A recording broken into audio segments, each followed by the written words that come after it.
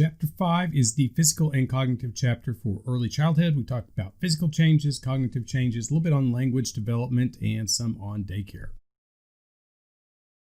To begin, the brain continues to develop during this time, and this is going to be linked to the emerging cognitive abilities that kids have. The most rapid growth is in the prefrontal cortex, and this happens between the years of 3 and 6.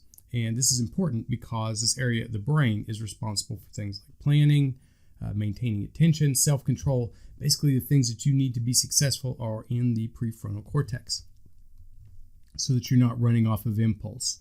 The prefrontal cortex for planning, sustained attention, all these things. We talk about this area of the brain more throughout the course, but it's especially important for kids when they're going to school. They have attention, be able to control themselves. Related key term to this is myelination, and this is the process where the axons, which are part of the nerves, are covered with a layer of fat cells. And why this is important is it increases the speed and efficiency of information traveling through the nervous system. So it's going to be important for things like hand-eye coordination, like kicking a ball, the things that kids are getting better at during this time. Part of the reason for that is because that myelination is occurring. Better hand-eye coordination.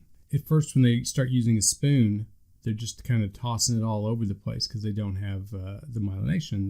The information is not traveling well throughout the nervous system. And then they get eventually where they can do that, and it's because of the myelination, one of the reasons for it, in the synaptic connection.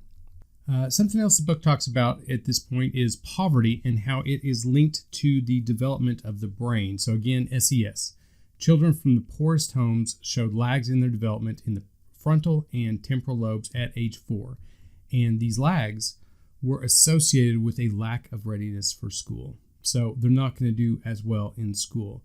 Their attention won't be as good. Their self-control won't be as good as their peers. So it's just another area where they're just almost like starting off with a handicap compared to their peers. 5.1 shows prefrontal cortex, if you'd like to see that. Next thing the book talks about is a little bit on the physical development, and they talk a little bit about overweight young children. And this is kind of a reoccurring theme throughout the class and in this culture, that each stage in this development in this country, we're now a little bit more overweight than we were a generation before. And you can go and look at this. Like if you looked at historical pictures, from like 1950s, it looks much different than it looks today. It's becoming an epidemic, and we're not really doing a whole lot about it. It's actually one of the leading causes of death, if even it's just like on a tangent, but it's related to being one of the leading causes of death. The U.S. has the second highest rate of childhood obesity. They determine this by the body mass index. It's not the greatest way to measure obesity in adults, but it's better than nothing, at least for kids.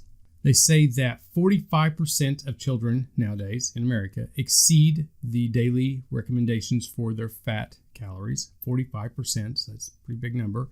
A third of their daily calories come from restaurants, so garbage in, garbage out. And these are going to cause lifelong effects. So overweight at 5, you are 4 times as likely to be overweight at 14. So basically, it's starting off right here. For people that are overweight later in life, there's a really good chance that they're going to be overweight as kids. And this is not going to be the kid's fault. This is going to be strongly influenced by the caregiver's behaviors. So some of these kids are going to have lifelong issues in a variety of areas, and it doesn't start off as their fault. It starts off as their caregiver's fault because the caregiver is in control of what the kids eat at a certain point. And it's weird to me, the idea that, we talked about helicopter parenting in the last chapter, that they go around and try to control all these different things, but then they don't control some of these things that are super important, like nutrition, like exercise. Just kind of as a side note, you can go too far with this, so you're not trying to create an eating disorder with children, but what you are trying to do is, you don't want French fries to be their favorite vegetables. So something to think about. Next slide is on exercise. I was just talking a little bit about that. So young children, they should be active for about 3 hours per day. A lot of them aren't doing that. Vigorous physical activity is linked to a lower probability of being overweight or obese, and they are looking for 60 minutes of physical activity per day in preschool academics. And this actually helped. If they had that 60 minutes a day, it actually improved early literacy. So there is a link between exercise and cognition. We'll discuss this more throughout the course too. exercise is not just about physical health, it's actually also about mental health as well. The book talks a little bit about the idea, does PE work, physical education? You might talk about this in discussions. We might have a discussion question with it. Maybe your experiences. You could talk a little bit about your experiences with PE. When I was a kid, it was fairly legit. There was about an hour where we ran around playing kickball or doing pull-ups and push-ups, things like that. I am not sure that every school still does this. All right, so that is some things on physical changes in early childhood.